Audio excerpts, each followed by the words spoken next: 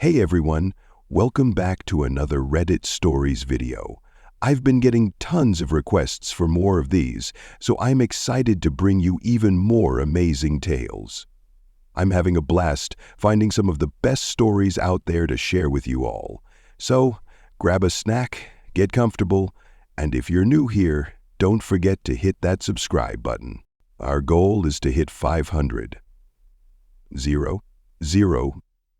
subscribers by the end of the year, and I know we can make it happen, so let's do this together.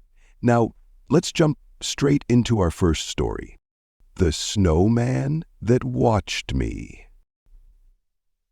It was Christmas Eve, and my family's house was blanketed in a deep layer of snow. Every year, my younger brother and I had a tradition: build the biggest snowman we could. That evening, we crafted our best one yet. It was massive, with a bright orange carrot for a nose, coal for eyes, and a crooked smile made of twigs. We even gave it a scarf and hat from the attic. It looked perfect. Or so we thought. As night fell, we sat by the fireplace, sipping hot cocoa and watching a Christmas movie. I glanced out the window to admire our snowman. That's when I noticed something strange. Its head seemed tilted, slightly off-center, as if it were looking directly at me. I shook it off. Maybe the wind had moved it. Hours passed, and I started feeling uneasy. I couldn't stop checking the window. Each time, the snowman seemed different. Its smile looked wider, more menacing. By midnight, I swore it had shifted closer to the house. I told my brother, but he laughed, saying I was imagining things. Unable to sleep, I woke around 3 a.m. to a faint crunching sound outside. My stomach dropped. I peeked through the curtains. The snowman was now just a few feet from the house. Its coal eyes were gone, replaced by empty sockets. I screamed, waking my parents. They dismissed my fear, saying it was probably kids messing with us. My dad even went outside to check, but there was no one there. The snowman, however, was back in its original spot. The next morning, we found something that terrified us all. Large, human-like footprints circled the house, starting from the snowman and ending at our front door. We decided to leave and spent Christmas with my grandparents.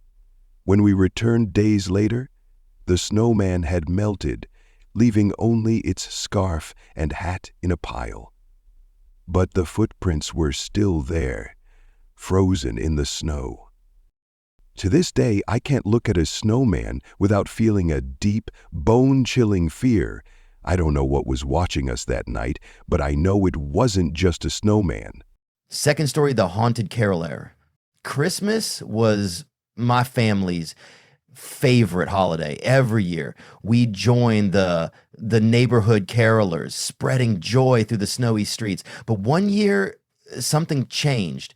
It was Christmas Eve, and we were getting ready to head out when there was an unexpected knock at the door. When we opened it, a single caroler stood there. She was dressed in a red, old-fashioned cloak and held a flickering candle. Her face was pale, almost ghostly, and her eyes were dark, sunken pits. She smiled faintly and began singing in a voice so beautiful it sent chills down my spine. But the melody wasn't cheerful. It was haunting, like a sorrowful lullaby. My mom asked if she was lost or needed help, but the woman ignored her and continued singing. Her voice grew louder, echoing unnaturally, filling every corner of the house. When she finally stopped, she turned and walked into the fog, disappearing as quickly as she had come. That night, strange things started happening, The Christmas lights flickered violently. Ornaments fell from the tree, and we heard faint whispers coming from empty rooms. My mom swore she saw the caroler's face in the window, watching us with that eerie smile. We tried to sleep, but the whispers grew louder. At one point, I woke to find the candle she had been holding sitting on our kitchen table, still burning. None of us had brought it inside. The next morning, we searched the neighborhood asking if anyone else had seen the mysterious caroler. No one had since that night.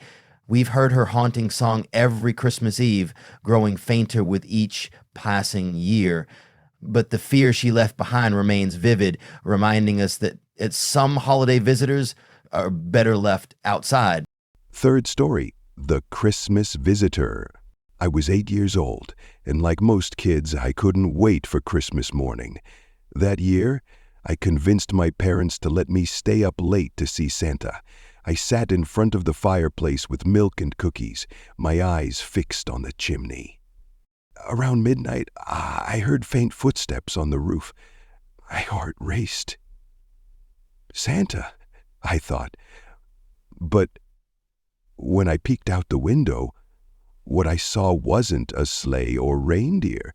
A tall, shadowy figure was climbing down from the roof, moving unnaturally, almost like a puppet on strings.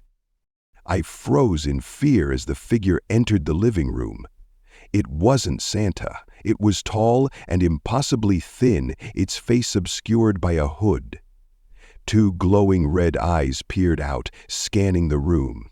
It moved toward the plate of cookies, sniffing them before letting out a guttural laugh. I tried to scream, but no sound came out. The figure turned its head sharply in my direction, grinning with a mouthful of jagged, sharp teeth. It raised a long, bony finger to its lips as if to shush me before vanishing into the shadows. The room fell silent. The next morning I told my parents, but they laughed it off as a dream. I knew better. The milk and cookies were gone, and the fireplace smelled like burnt wood. To this day, I don't stay near the fireplace on Christmas Eve. Whatever that thing was, it wasn't there to bring joy. And it's a memory I'll never forget. Would you dare to stay up late on Christmas after hearing these terrifying tales? Let me know which story gave you the biggest chill.